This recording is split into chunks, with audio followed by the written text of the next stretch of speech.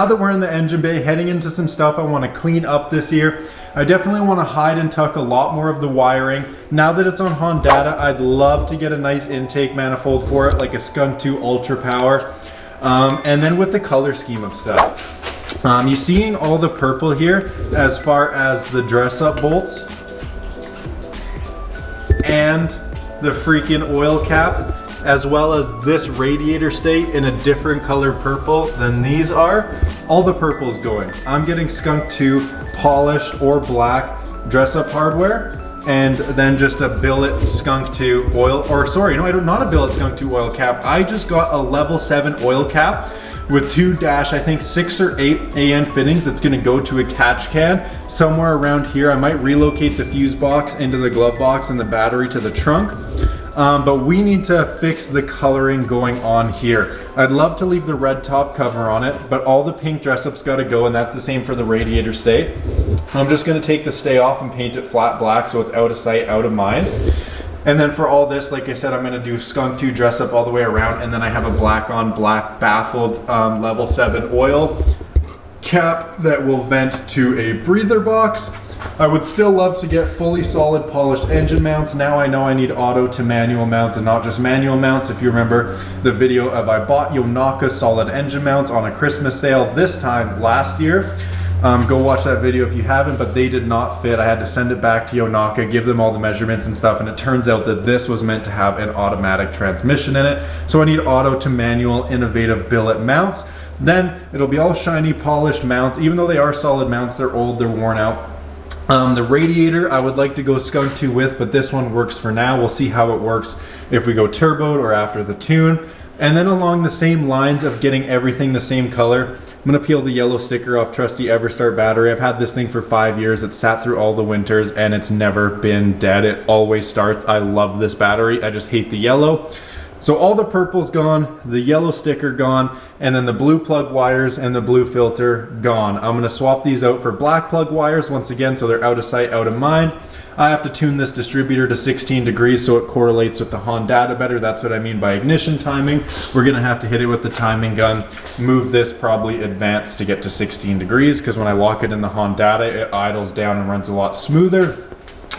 And then this air filter, super simple. Just need to go get a 3-inch black stubby short air filter, and then that will also be out of sight, out of mind. So no more purple, no more blue, no more yellow. It's all going away. Black, black, black, black, blacker polished, and black baffled cap. I'm gonna have to find somewhere to drill in the vented oil cap, and I'd love to get one of those black powder coated Skunk 2 Ultra Power intake manifolds.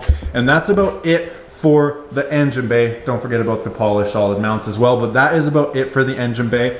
I also might take this coolant sensor out because I'm now noticing that it's not reading what the Honda is reading. The Honda is reading about 10-15 degrees hotter than that gauge is reading in Celsius. So I don't know if it's because we put it on the upper neck and that's not where the coolant sensor is, which is kind of almost there, but not quite. Maybe there's just a bit of a discrepancy there, but the car's never overheated. The stock gauge works again. It must have been a sensor on the B18 that wasn't working. So since the stock gauge works and I can see it on Honda, I might eliminate that because it'll clean up some wiring in the engine bay. It'll clean up this little failure leakage point and extra wiring. And then I'll just be able to look at the Honda for the true exact temperature coming out of this engine. But as far as the engine bay goes, that's it. We already have the blacked out lights and the amber signals.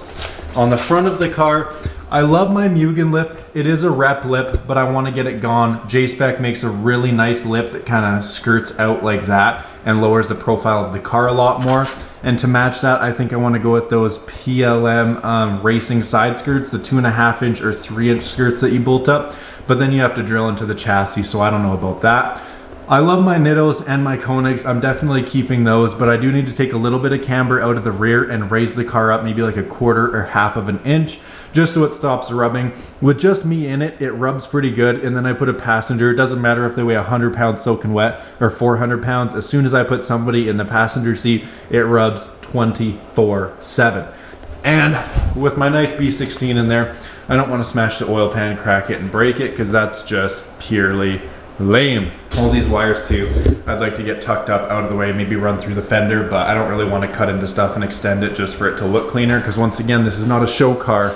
This is a purpose-built driver car. Next thing, I do love my Recaro seats, but I definitely wouldn't mind to get some newer FIA seats, certified and all, just because these ones are quite old and probably past their expiration date, and I'd hate for them to fold in half in case of something happened.